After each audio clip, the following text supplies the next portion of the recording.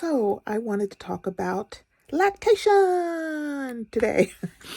There are different types of lactation. So there's induced lactation and relactation. So what I'm going to be doing is relactating. And basically that means that I have already produced milk. I've carried a pregnancy. And so I am going to be restarting that production, the milk production that I once had. For somebody that is inducing lactation, that means that they've never gone through a pregnancy, they've never produced milk. So you have some people that do that, tend to be people that maybe are adopting and would like to experience that part of pregnancy. Others kind of, you hear about, grandmas that help by producing milk for the grandchildren. Maybe in more less developed countries, you have some societies that kind of work that way, right? That you have a lot of kids and mom's working, and maybe grandma has more time to, give, and that's a way that she helps the family. I, don't know too much about that. I do know that it happens. I think in some of those countries, when you're talking about grandmas, you're not generally talking about our age. They tend to live a little,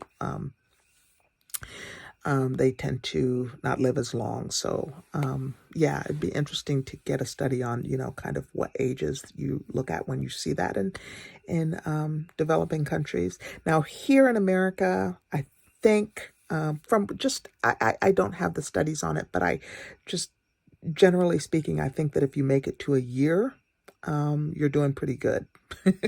Most American moms either breastfeed maybe the first few weeks and then introduce the bottle. But to exclusively breastfeed, I think that's, again, a smaller number that exclusively breastfeed. But I'd say about half try or attempt at some point during their after giving birth to try to breastfeed for a little while, to give a little bit of breast milk. I think at least half do that. But to get to the year where you're just doing exclusive, like I did, exclusive breast milk for a year for your little ones, I think that's kind of a minority.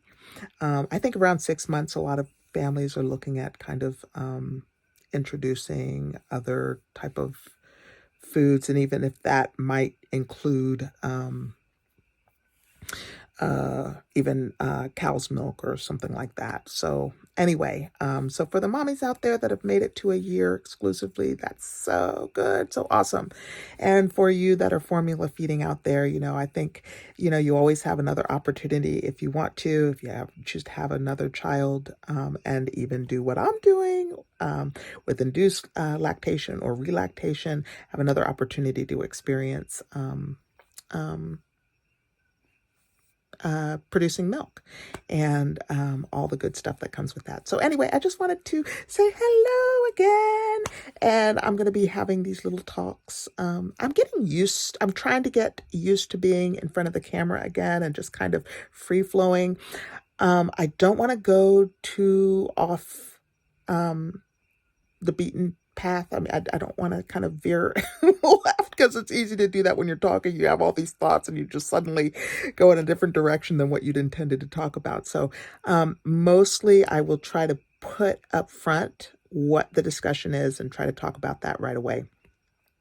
And then after that, I might just kind of have a free flow and see where we go with it. But anyway, like I said, I'm going to be relactating, and my journey should be starting next month. I'm not sure exactly when I'm going to start in the month, when I'm going to try. And by starting, I mean trying to produce milk. So that means I'm going to be pumping and all that different stuff. So I'll be talking about my journey along the way.